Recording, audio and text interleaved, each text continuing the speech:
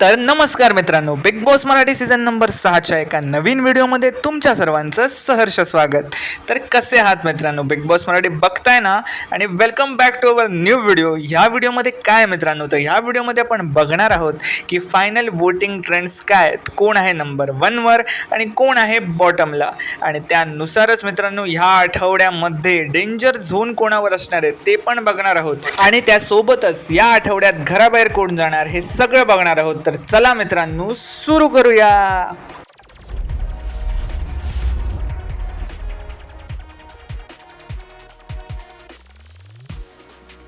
तर मित्रांनो शेवटच्याच पोझिशनवर म्हणजेच नंबर 7वर अजूनही राहिलेली आहे संस्कृती हिला वोटिंग झालेली नाही, कारण ती नवीन कंटेस्टंट आहे, वाईल्ड कार्ड कंटेस्टंट आली आहे आणि तिला एवढा सपोर्ट भेटत नाही आहे, त्याच्यामुळे ती नंबर 7वर आलेली आहे. तिला सर्वात कमी वोटिंग झालेली आहे. आता बघूया ही घराबाहेर जाणार की नाही.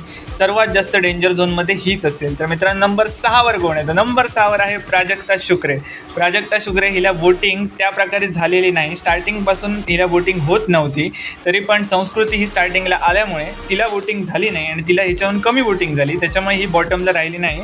तरी पण ही डेंजर झोनमध्ये असणार आहे आणि हिला पण कमी वोटिंग झालेली आहे. तर मित्रांनो नंबर 5वर कोण आहे, तर नंबर 5वर आहेत प्रभू यांना एवढी चांगली वोटिंग झालेली नसली तरी त्यांच्या जे पार्टी कंटेस्टंट आहेत त्यांना काहीच वोटिंग झाली नाही, त्यामुळे हे नंबर 5वर आहेत. प्रभू या आठवड्यात जाणार का, हा पण एक मोठा प्रश्न राहणार आहे, पण बघूया या आठवड्यात काय होतं आहे. आणि नंबर 5वर आहेत प्रभू.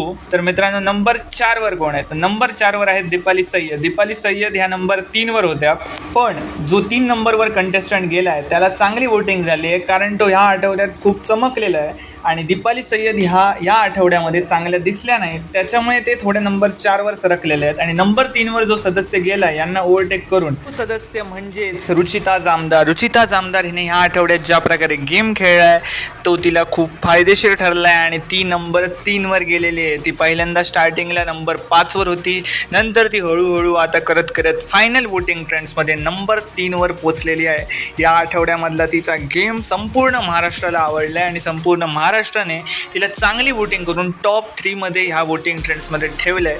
तर मित्रांनो टॉप 2मध्येच म्हणजेच नंबर 2वर आहेत सागर कारंडे यांनी ह्या आठवड्यात ज्या प्रकारे विशाल विरुद्ध आवाज उठवला ते महाराष्ट्राला खूप आवडले आणि सागर कारंडे हे पासून नंबर 2ची पोझिशन घेऊन बसलेले आहेत.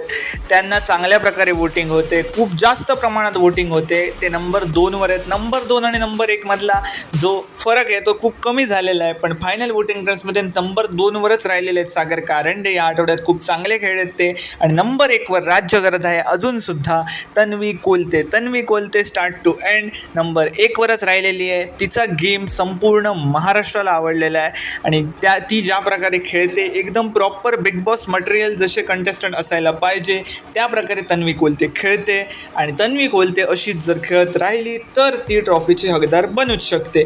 तर मित्रांनो हे होते फायनल वोटिंग ट्रेंड्स. तर ह्या फायनल वोटिंग ट्रेंड्सनुसार डेंजर झोन कोणावर असेल हा पण एक मोठा प्रश्न आहे की डेंजर झोनमध्ये कोणते कंटेस्टंट असतील, कोण असेल डेंजर झोनवर.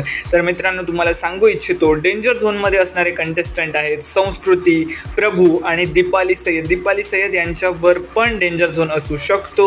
आणि मित्रांनो प्रश्न झाला कोण गेलाय घराबाहेर, तर ह्या प्रश्नाचं उत्तर पण या तिघांमधलाच कोणतरी कंटेस्टंट घराबाहेर जाणार आहे किंवा प्राजक्ता पण जाऊ शकते. जो पण सदस्य या घराच्या बाहेर जाईल त्याची ॲक्युरेट अपडेट कोण गेलाय घराबाहेर, वोटिंग ट्रेंड्स, पॉप्युलरिटी पोल्स या सगळ्यांसाठी मला सबस्क्राईब करायला विसरू नका.